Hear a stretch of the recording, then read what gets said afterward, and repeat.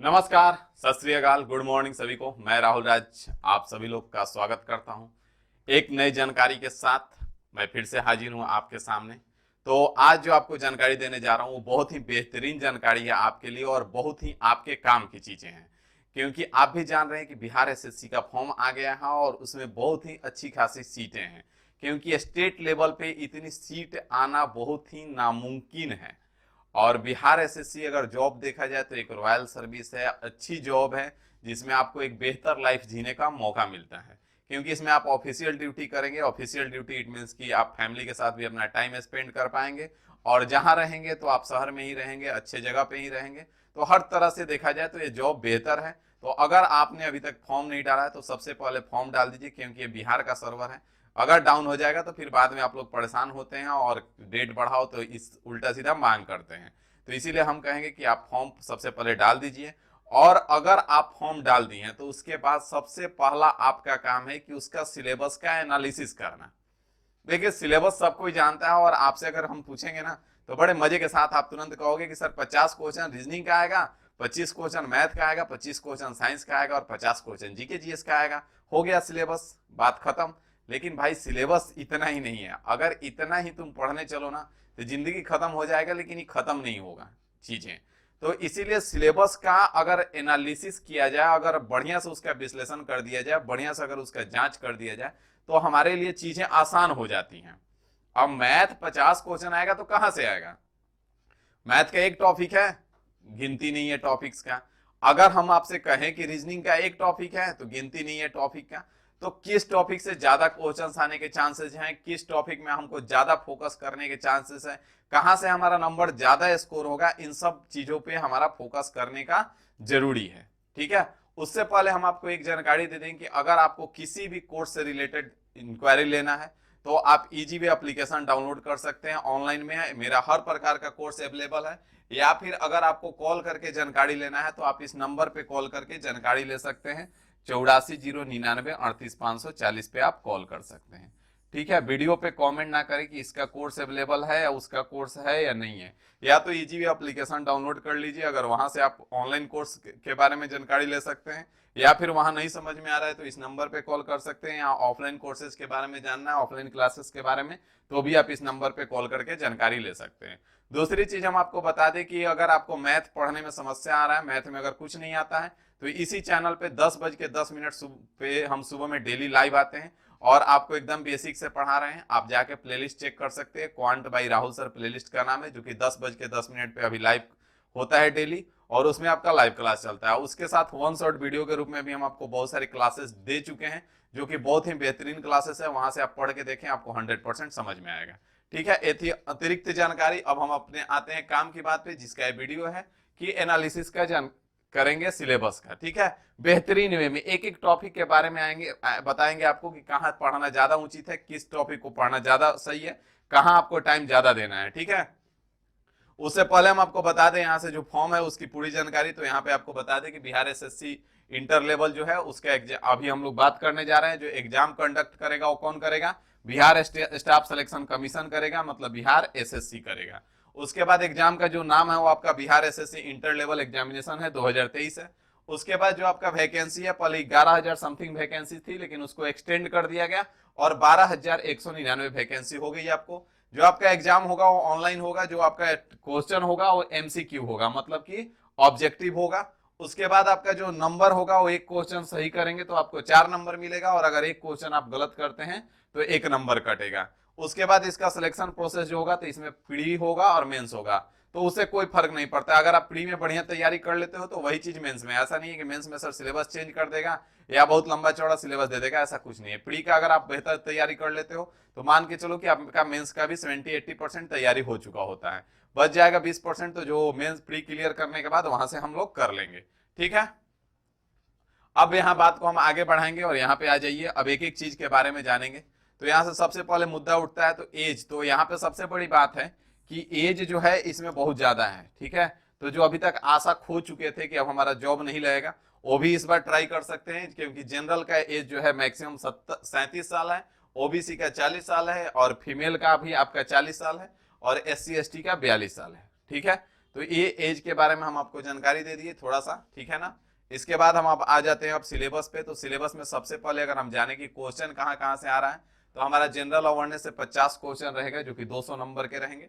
उसके बाद general science और मैथमेटिक्स जो आपका 50 क्वेश्चन रहेगा, ये भी 200 नंबर के रहेगा। तो जनरल साइंस जो हो गया ये भी आपका 25 क्वेश्चन रहेगा यहाँ पे, और आपका मैथमेटिक्स जो है ये भी 25 क्वेश्चन रहेगा, ठीक है। तो यहाँ से 50 क्वेश्चन हो गया 200 नंबर के। उसके बाद रीजनिंग आपका 50 क्वेश्चन रहेगा, ठीक है। रीजनिंग आपका 50 क्वेश्चन रहेगा, कितने मार्क्स के, 200 मार्क्स के। तो यहाँ पे मैथ और रीजनिंग के बाद आपका तीसरा जो सबसे इंपॉर्टेंट टॉपिक हो जाता है वो जनरल साइंस हो जाता है। क्यों? क्योंकि जनरल साइंस यहाँ तो 25 क्वेश्चन आएगा, लेकिन जनरल अवेयरनेस इसमें भी आपका कम से कम 5 क्वेश्चन आपका साइंस का जरूर देगा। तो 25 5 30 क्वेश्चन आपका साइंस का हो जाता है, और साइंस बहुत ही लिमिटेड है, तो वहां से आप साइंस को कवर कर सकते हैं। आगे बढ़ेंगे, यहाँ से टॉपिक्स के बारे में हम जानेंगे। तो आ जाइए फटाफट टॉपिक्स के बारे में देखते हैं। तो सबसे पहले अगर हम जनरल अवेयरनेस का बात कर ले, तो जनरल अवेयरनेस में हमारा समसामयिकी हो जाएगा, जो कि करंट में टॉपिक्स चल रहा है, जो कि अभी बहुत सारे मुद्दा हैं, तो उनके बारे में हमको जानना जरूरी होता है। जैसे चंद्रयान हो गया, आदित्य हो गया, सूर्ययान हो गया, इन सब के बारे में आपको जानकारी रखना पड़ेगा, क्योंकि यहाँ से क्वेश्चंस पक्का आएंगे, ठीक है। उसके बाद भारतीय इतिहास के बारे में हमको जानकारी रखना पड़ेगा, भारत का इतिहास। वर्ल्ड हिस्ट्री के बारे में आपको थोड़ा सा भी टाइम वेस्ट करने की जरूरत नहीं है, वर्ल्ड हिस्ट्री पे थोड़ा सा भी फोकस नहीं करना है, ठीक है। क्योंकि स्टेट गवर्नमेंट जहां तक अभी तक देखा गया, तो स्टेट गवर्नमेंट की जो भी एग्जाम्स हुए हैं उसमें वर्ल्ड हिस्ट्री के बारे में कुछ नहीं किया है। सबसे ज्यादा इंडियन हिस्ट्री से आपसे पूछेगा, और उससे भी बिहार से रिलेटेड जो होंगे वहां से ज्यादा क्वेश्चंस आने के चांस रहेंगे। उसके बाद आपका भौतिक विशेषताएं बिहार के बारे में और इंडिया के बारे में दोनों जानना रहेगा।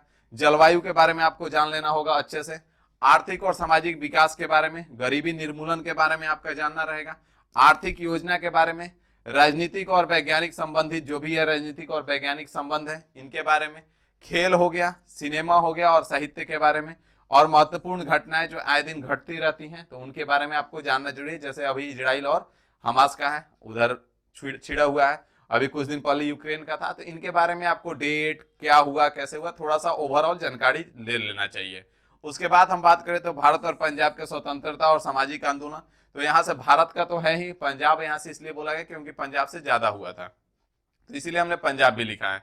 उसके बाद उनके नेता के बारे में कि कौन कौन नेता थे, जैसे 1857 की क्रांति में अगर आपका देखा जाए तो बिहार में आरा से वीर कुंवर सिंह थे, तो इस प्रकार से कौन कहां से था, नेतृत्व किया था, इनके बारे में आपको जानना पड़ेगा। संवैधानिक और प्रशासनिक कानून और इसका विशेषता पता जानना रहेगा। केंद्रीय और राज्य कार्यकारिणी के बारे में जानना रहेगा।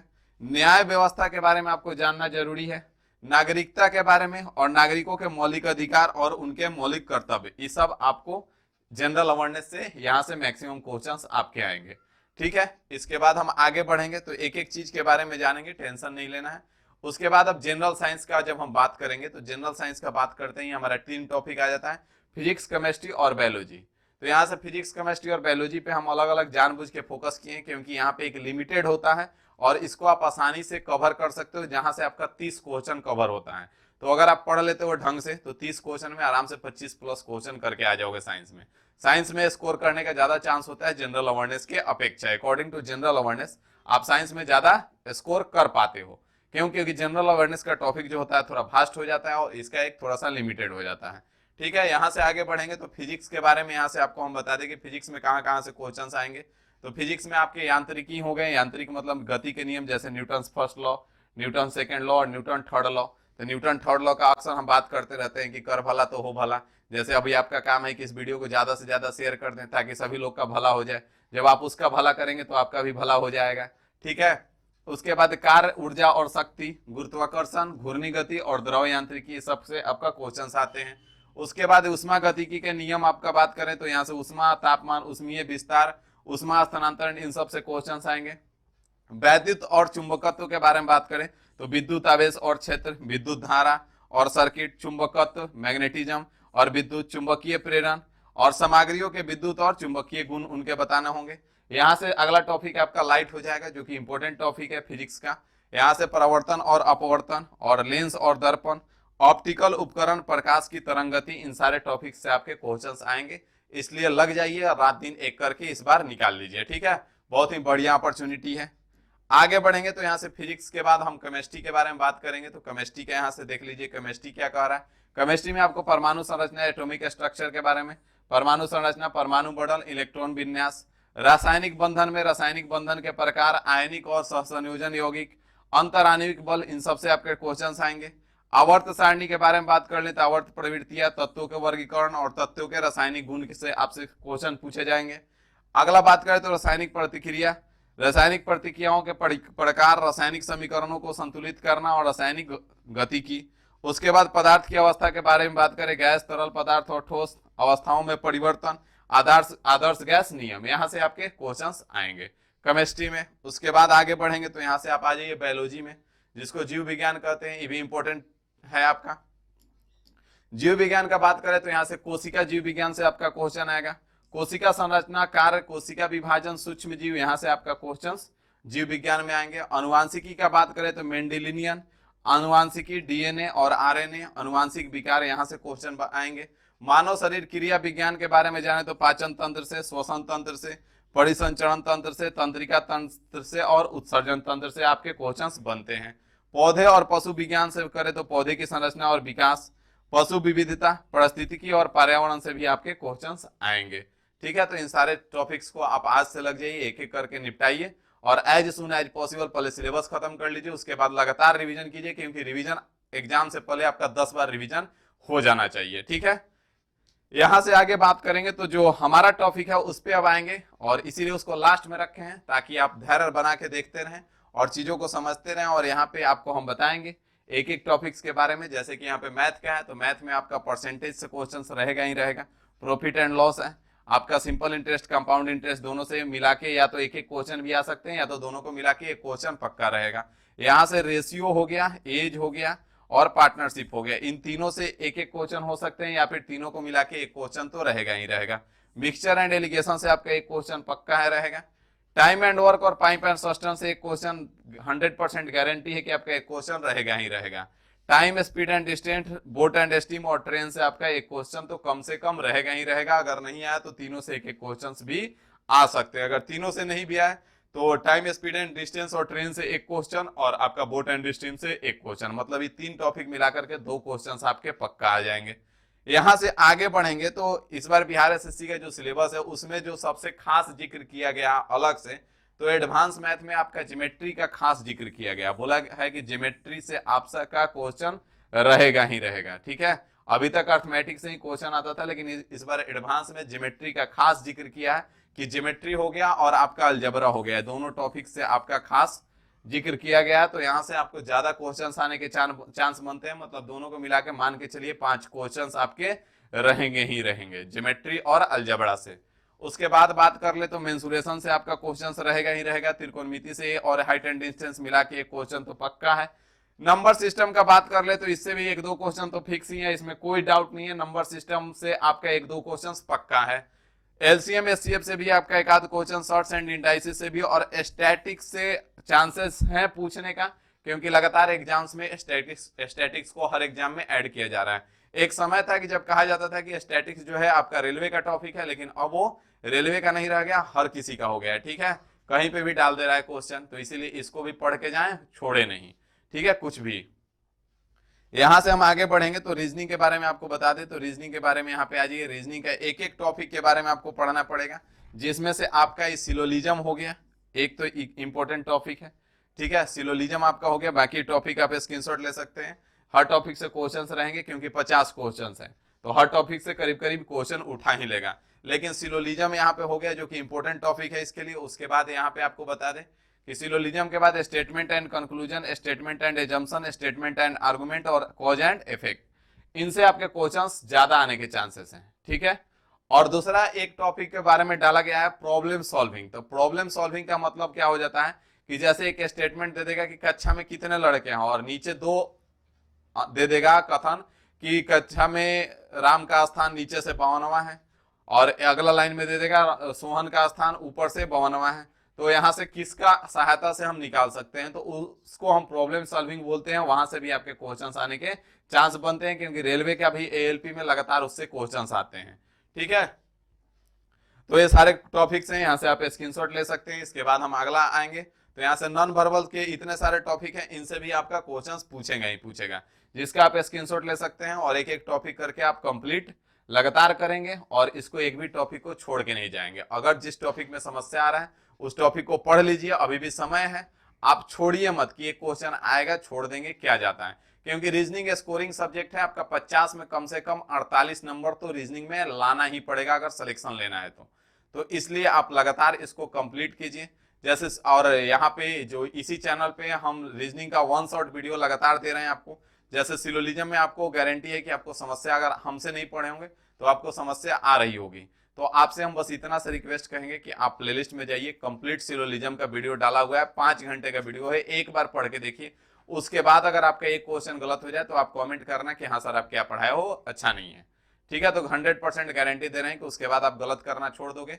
और दूसरा चीज मैथ का तैयारी करना है, मैथ में आपको समस्या है तो हम लगातार 1 शॉट वीडियो भी डाल रहे हैं, रिकॉर्डेड फॉर्म में भी आपका लेक्चर जा रहा है लगातार, और लाइव क्लास भी डेली चल रहा है मंडे टू फ्राइडे सुबह में 10:10 पे अभी क्लास चल रहा है। आगे अगर टाइम चेंज होगा तो आपको अपडेट कर दिया जाएगा, तो वहां से आप लाइव में भी जुड़ सकते हैं और रिकॉर्डेड फॉर्म में भी आप पढ़ सकते हैं। तो मैथ और रीजनिंग का करीब करीब जिम्मेदारी हम ले लिए हैं।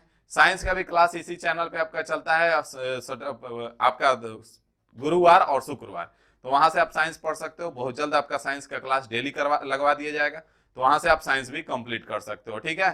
तो इस तरह से आप लगातार लगे रहो और मेहनत जितना ज्यादा से ज्यादा करो। और बस इतना ही लास्ट में कहना चाहेंगे कि हर दिन आपके पास 24 घंटा होता है, जिसमें से आप मान के चलो कि 6-7 घंटा तो सोते हो, बचा आपका 16-17 घंटा। इसका आप एक बार जरूर एनालिसिस किया करो डेली रात में कि क्या आप 16-17 घंटा का आउटपुट जो आपका आया हो वो सही है या गलत है, आपको लक्ष्य के नजदीक ले जा रही है या उससे दूर ले जा रही है। एक बार इसका जरूर विश्लेषण किया करो, क्योंकि आज के डेट में अगर देखा जाए तो हमारे लिए हर चीजें आसान हो गई हैं, लेकिन फिर भी हमारे पास समय का कमी हो जा रहा है। तो इसके पीछे है कि हमारे पास 3 से 4 घंटे ऐसे होते हैं 24 घंटे में जिसका हिसाब हमारे पास नहीं होता है। तो कहाँ जा रहा है उसको निकालो और उस 3 से 4 घंटे का अगर सही यूज कर दो तो आपका गारंटी है कि रिजल्ट इस बार कोई नहीं रोकेगा, ठीक है। तो मिलते हैं आपसे एक नई जानकारी के साथ अगले वीडियो में। अगर अभी तक चैनल को सब्सक्राइब नहीं किया हो तो जरूर कर लो, ठीक है ना। अभी के लिए इतना ही रखते हैं। Thank you.